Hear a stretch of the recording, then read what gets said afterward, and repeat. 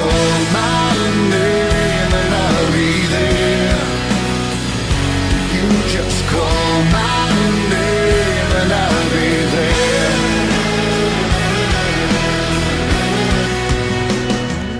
Medicina preventiva é a medicina de prevenção a doenças, de conseguir evitar alguns males. A gente sabe que ao longo da história isso nem sempre foi possível. E para falar sobre esse assunto, nós vamos conversar com o Dr. Nelson Meller Filho, que ele é anestesista e também especializado em medicina preventiva, coordenador desse tipo de área na Unimed de Tubarão. Bom dia, doutor, seja bem-vindo. Obrigada por ter vindo.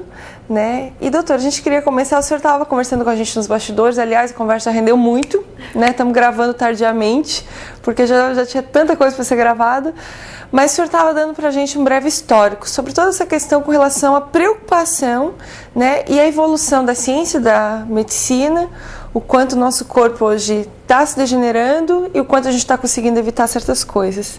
Se o senhor pudesse começar com relação a isso. Bom, nós estávamos conversando sobre uma justificativa para a medicina preventiva no sistema de saúde. Isso vem numa decorrência, primeiro, do conhecimento científico, a evolução do conhecimento científico. Eu, pessoalmente, entendo que o médico, com o conhecimento que tem, ele tem uma ação de responsabilidade social. Porque não adianta a gente guardar o conhecimento como uma mercadoria. Pelo contrário, eu entendo que nós temos que difundi-lo porque... É quase que viver para um propósito, porque eu pessoalmente não consigo conceber a ideia de que eu estarei bem se o meu ambiente ou as pessoas ao meu redor não estiverem bem. Então, se todos estivermos bem, vamos todos juntos. É um conjunto, o ser humano é um elemento político e ele não está dissociado dos outros entes da sociedade, até mesmo do próprio ambiente. E o que se sabe hoje? A gente sabe que se a gente não se cuidar, a gente vai ter uma vida sem qualidade. Ao mesmo tempo, os sistemas de saúde que provêm a atenção à saúde em qualquer nível, do jeito que a coisa vai, com o perfil epidemiológico e a transição demográfica, o sistema de saúde ele é insustentável, seja estatal ou privado. Ele não tem condições de perdurar porque a evolução técnica, a evolução científica e mais as características do mundo capitalista não consegue dar o sustento para o que, em princípio, se pratica hoje no que diz respeito à doença. Ao mesmo tempo, a própria definição de saúde mudou. Sim, certamente. Antes se dizia, a Organização Mundial de Saúde dizia que a saúde era o estado de bem-estar físico, psíquico e social do indivíduo. Só que não é isso. Essa concepção absoluta, obsessiva da perfeição não existe. É o homem querendo a perfeição divina. Nós fomos concebidos à sua imagem, mas nem com tanta perfeição assim. Porque no fundo, poderíamos dizer, como o pessoal de Harvard fala, que medicina preventiva ou prevenção de doenças ou promoção da saúde está num comportamento simples: desestimular os genes ruins e estimular os genes bons. Ou seja, a concepção moderna de saúde está relacionada, já que nós temos os genes bons e genes ruins, ou seja, não somos imperfeitos, pelo menos a visão moderna do mundo, nós estamos numa relação com o ambiente. Então, se eu conseguir me relacionar bem com o ambiente, eu estou numa situação de saúde. Como eu comentava com vocês, eu tenho osteoartrite. Então, uma boa parte da minha vida é adaptada. Eu tenho que fazer atividade física para poder alongar minhas costas, manter o meu reforço muscular para poder meio que deixar minha coluna na mira. Eu tenho que dar um jeito de manter a minha flexibilidade, porque senão as minhas articulações elas tendem a enrijecer. Da mesma forma que eu tenho que fazer atividade física, por causa da minha osteoartrite, para eu poder continuar trabalhando, eu estou exercitando o meu equipamento cardiorrespiratório, metabólico e assim por diante, estou queimando calorias.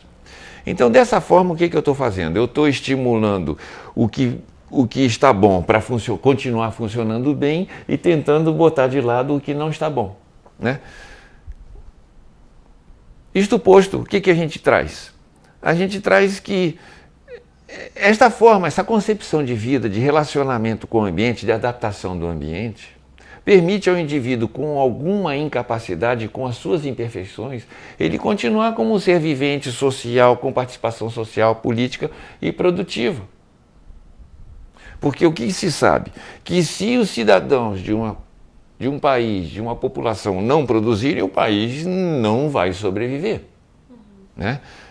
Nós fazemos parte de um sistema capitalista, mesmo que não o fôssemos, todo mundo tem que trabalhar, né? Porque nós temos que plantar, nós temos que colher, nós temos que limpar a nossa sujeira. E a gente não está fazendo isso de forma adequada. E todo mundo quer saúde, todo mundo quer internet, todo mundo quer ficar bonito, todo mundo quer tudo, né? Mas tem que ter a riqueza para produzir isso. Como é que fica essa equação se nós estamos com um avanço tecnológico muito grande, nós muitas vezes estamos fazendo investimentos de retorno social duvidoso, né? Um exemplo prático, o Mandela já saiu do hospital, ele está em casa. Há 2 semanas atrás ele ainda estava no hospital. Ele é um símbolo, uma pessoa extremamente importante, mas o quanto aquele país pobre terá gasto naquelas diárias de terapia intensiva para manter o Mandela na UTI, né? Eu tenho experiências pessoais em que situações dramáticas a gente vive, onde é discutível a quantidade de intervenções, até por vezes desumanas, intervenções caríssimas. Então esse tipo de sistema não funciona. E ao mesmo tempo nós temos outros vieses gravíssimos. A automedicação é um problema, o estímulo ao uso de medicações é um problema, porque nós temos o lado ruim das medicações. Nós criamos situações culturais de dependências de medicações. Nós temos várias situações desagradáveis, nós temos a drogadição, a busca pelo prazer, como se a mensagem da felicidade eterna fosse compulsória. Ora bolas, eu não tenho direito de chorar o meu luto, eu não posso ficar triste, eu não posso ficar descontente com a decisão ou com um projeto frustrado. Já se sabe que 50% dos projetos das vidas das pessoas não se realizam. Aí eu não posso ficar triste porque um projeto não deu certo, né? Infelizmente eu vou ter que interromper o senhor porque já encerramos o primeiro bloco e a gente está percebendo que medicina preventiva é muito mais profundo do que a gente podia imaginar, né? Não se trata só de uma questão de você sair da tua inércia e talvez ir para uma atividade física, mas tem toda uma profundidade com relação a tudo isso. Bom, a gente tem muito mais coisa para conversar, a gente encerra aqui o primeiro bloco e daqui a pouco a gente volta, não saia daí.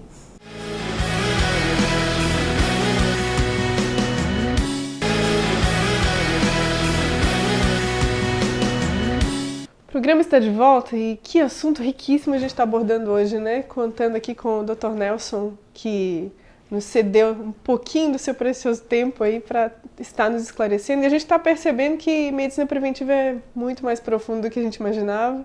Estamos aqui inspiradíssimas, né? Eu creio. Mas eu queria fazer uma pergunta, doutor. Me parece, a impressão que eu tenho é que as pessoas estão muito, muito mais preocupadas com o exterior do que com o interior. E o interior tem um reflexo direto no exterior, ou seja, as pessoas estão preocupadas com cremes, anti-rugas, diminuir a questão da idade aí, anti-idade, muito anti-idade, buscam estar em forma, mas o interior está totalmente, né, detonado, vamos dizer assim.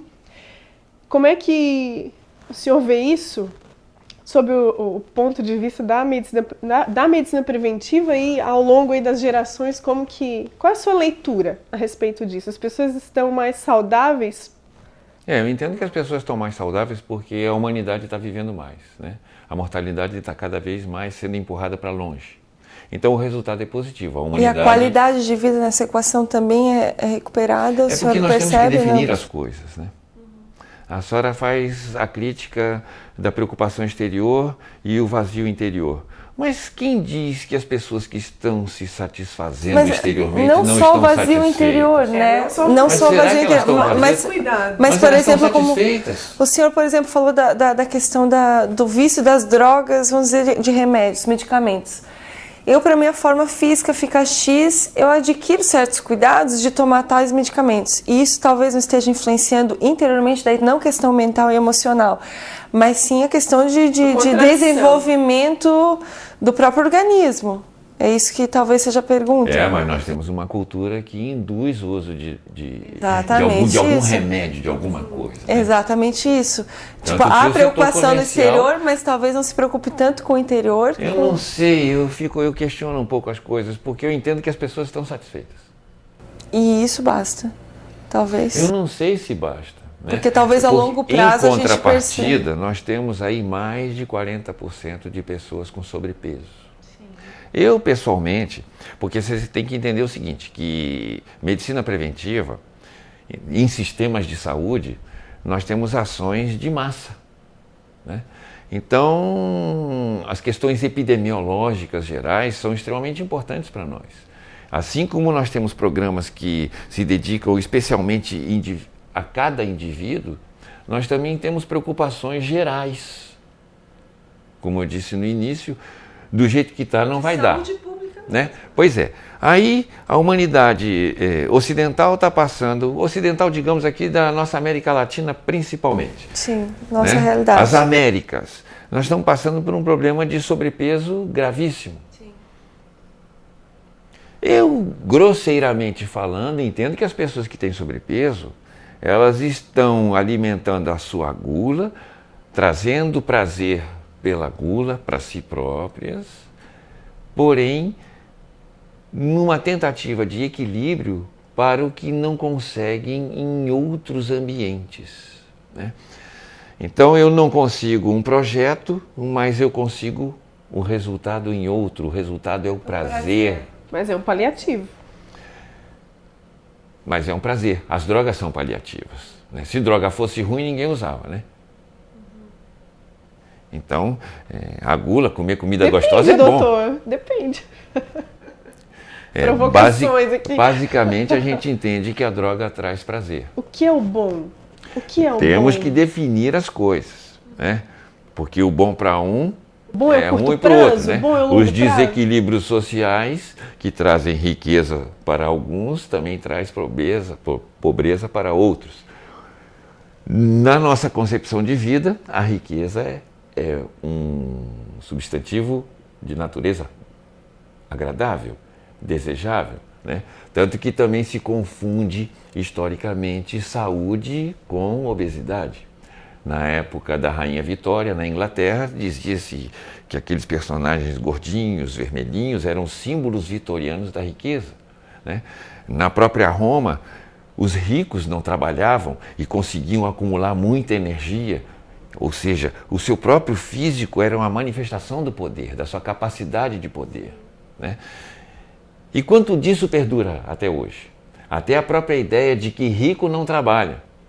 Então, quantos não são ricos, mas não trabalham porque assim se sentem ricos? Então, essas definições precisam ser trazidas e daí a senhora pode ver quantas miríades de possibilidades existem para a gente tentar explicar essa fenomenologia humana que, em princípio, como eu disse, está dando certo, a humanidade está sobrevivendo mais. Mas a que custo? Aí entra a questão da qualidade de vida. O que é qualidade de vida? Tem um monte de gente que acha maravilhoso ficar o dia inteiro dando dedada no iPhone. Né? A gente agora vai em lugares públicos, onde a gente pode observar as pessoas, está todo mundo ligado nos computadores. Né? Não larguei o meu até agora. Pois é. O quanto isso é bom, todo mundo gosta. Né? Mas, doutor, isso está sendo incorporado, isso foi incorporado, e aí volto para a medicina preventiva. Seria para a realidade, para o contexto atual, uma sociedade frenética, pelo menos a nossa, né? Estressante. A gente falava aqui nos bastidores como comida industrializada, pratica pouco exercício. Isso acaba sendo assimilado como natural. Mas como romper com isso, já que a medicina preventiva ela é cultural? Como romper? Isso o indivíduo tem que desejar. É o primeiro passo. A questão da motivação, a questão motivacional, ela é inerente ao indivíduo. Dizer que eu vou te motivar, isso não existe. Eu posso te estimular, mas a motivação está aí dentro, né? Eu não sei quais são as suas necessidades, porque é muito difícil. Se a senhora tem que correr o tempo todo, a comida industrializada é um conforto para a senhora, dá tempo da senhora se alimentar, ganhar caloria para tocar o dia, né? Há muito tempo atrás, há muitos anos mesmo, no século passado, alguém grafitou: prefiro viver 10 anos a 1000 do que 1000 anos a 10, né? Colocando os 10 anos e os 1000, onde é que a senhora se situa? Onde é que a senhora se situa nessa história? É uma escolha baseada em custo-benefício. Eu quero viver, né? 1000 anos a 1000. Eu quero passar do Matusalém e quero aproveitar, como eu disse antes, cada piscar de olhos eu quero aproveitar, porque eu entendo que se a gente conseguir gerenciar, eu pessoalmente eu me entendo como uma pessoa de sucesso, porque mais de 50% dos meus projetos deram certo. Eu conversava com a Roberta, minha mulher, que a senhora conhece, e numa retrospectiva diz: olha, nós somos um casal bem sucedido, porque a imensa maioria dos nossos projetos a gente consegue realizar. Talvez haja um planejamento interessante, dedicação, comprometimento, disciplina, né? Lembra dos nossos atletas olímpicos? Aurélio Miguel, século passado, campeão de judô, entrevista nas páginas amarelas da Veja. Ele dedicou a vitória olímpica dele a quem? A mãe dele. Que quando ele era rapaz pequeno, a mãe dele: levanta, rapaz, vai treinar. E ele, com sono, cansado, não queria treinar. E a mãe dele: vai lá, vai lá, vai lá. Tem que treinar 8 horas por dia no barato.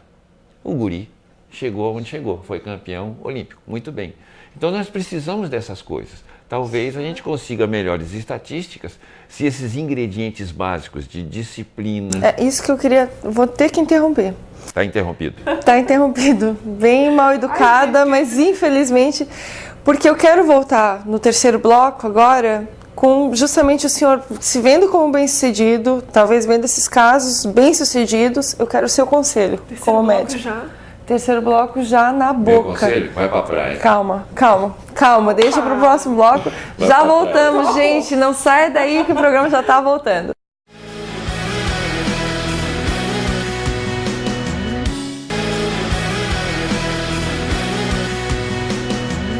Voltando então ao programa Simplesmente Amigas, infelizmente a gente está chegando no final, tanta coisa para falar, né? Eu gostei então, a gente de vai pra praia. Vai pra praia, então eu quero o seu conselho. O senhor começou, não vai pra praia, mas eu quero que o senhor termine. Vai pra praia e faz o quê? Qual o seu conselho de médico para prevenir tanta coisa, ter uma vida de qualidade, né? Olhando assim na prática hoje, para quem está nos assistindo agora. Olha, eu entendo que nós temos que saber o que nós realmente desejamos.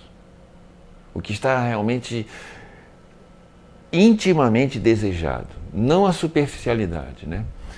Porque eu entendo, por exemplo, exemplificando, voltando ao nosso exemplo da gula, a gula é o exercício superficial da alimentação, é uma alimentação, o prazer rápido, né?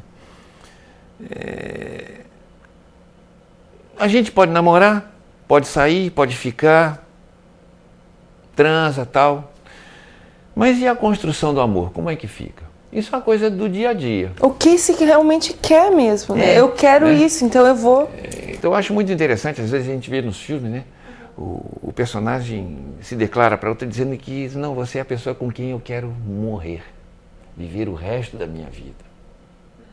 Então isso é um projeto, isso não é um momento, é uma sucessão de momentos, né? Então eu entendo que nós precisamos realmente conhecer o que intimamente nós desejamos. Para saber onde a gente quer ir. Eu era guri pequeno, viajava pelo sul do Brasil, eu comecei a surfar aos 10 anos e lá na minha adolescência eu conheci Imbituba, que é a cidade onde eu moro. Quando eu conheci Imbituba, eu peguei um mar espetacular, umas esquerdas maravilhosas. E naquela tarde, no centro da cidade, eu decidi que eu quero morar aqui é onde eu vou fazer minha vida. Eu não sosseguei a minha vida enquanto eu não fui para Imbituba. Então esse foi o primeiro passo. Eu queria aquilo, eu queria continuar indo à praia, eu queria continuar pegando as minhas ondas e eu queria morar lá. Muito bem. Isso eu fiz. Então eu não preciso viajar para tirar férias. Eu já moro onde eu queria tirar férias, né? Porque quando eu era estudante eu só conseguia ir em Imbituba quando eu estava de férias. Então agora eu moro lá. Realmente desejei muito isso. Muito. Tem muita gente que desejou também estar morando lá. Para eu pegar onda, eu tenho que ter boa saúde, boa alimentação, porque se eu tiver muito fofinho, eu não vou conseguir subir na prancha. Vai ficar ruim de remar, né? Se eu beber, eu vou ficar meio desorientado, vou errar a hora de entrar na onda, né? Se eu morrer logo, eu vou pegar pouca onda. Eu quero pegar muita onda ainda. Então, eu entendo que ir para a praia é uma ideia muito interessante, porque a praia oferece uma série de possibilidades. A minha mulher surfa menos do que eu. Ela não entra em mar grande. Então, ela caminha muito. Ela tem problemas de dislipidemia, colesterol alto, essas coisas. Então, ela precisa fazer atividade física por uma questão metabólica. Muito bem. Ela aproveita a praia. Ela agora está fazendo pilates, que para ela é mais interessante, porque ela também já não é jovem, já também tem problemas osteoarticulares. Então no pilates ela está fazendo atividade física e não teve mais lesões que ela teve em outras atividades. Bom, então na brincadeira, ir para a praia é interessante, mas o que eu quero traduzir com isso é a importância do desejo. Do teu objetivo, né? Você tem que desejar realmente e tem que se dedicar. Porque se você, eu queria morar na praia, eu só fico no queria, de repente o teu desejo é só desejar. É uma fachada. O que tu precisa fazer para chegar ao teu objetivo? Então, se você realmente deseja, tem que ter dedicação, disciplina, tem que ter comprometimento, né? E tem que pensar porque a nossa alimentação lá em casa é uma alimentação muito sadia. A gente come um monte de fibra, a gente come um monte de vegetais, frutas, peixe. A gente come um monte e a gente não aumenta de peso. Tem atividade física regular, come muita fibra. Quando eu era pequeno, também tinha uma alimentação, mas a comida era ruim. Eram mais ou menos os mesmos alimentos, em quantidades um pouco talvez diferentes, menos privilegiada na questão dos vegetais, mas eram ruins, o sabor era ruim. Hoje a gente faz de um sabor agradável, a comida... Então nós temos que pensar formas também de transformar as coisas que nós não gostamos ou que estão sendo, ou que se apresentam para nós de uma forma indesejada, mas se elas são necessárias, e a gente as desenhe de tal sorte que elas nos deem prazer. Exatamente. Né? Então, se eu vou trabalhar, o meu trabalho é a melhor coisa que eu tenho. Porque se eu vou para trabalhar e ficar me aborrecendo, então não vai. É quase que aquela frase que vale a pena ser feito, vale a pena ser bem feito. Boas escolhas vão traduzir no nosso futuro. Né? Eu tenho um objetivo, eu tenho que fazer acontecer para que eu chegue àquilo. Né? E a gente percebe que é quase que uma coisa globalizada e não envolve só uma questão pontual atual, mas todo um sistema porque existe um objetivo final. Né? Infelizmente o nosso tempo acabando, doutor. Muito obrigada pela sua presença. E eu queria convidar o senhor, porque a gente sempre tem uma palavra no final do programa, o senhor estar conosco no estúdio e ouvir também essa palavra, né, da parte de Deus com relação ao que Deus pensa com relação a tudo isso. Eu vou passar a palavra para minha amiga Elke. Pois é, depois de um programa desse, né, gente, falando, tem tanta coisa para falar sobre isso e a gente vê a riqueza, né, de se ter essa consciência e essa inteligência, né, viver com consciência realmente, né.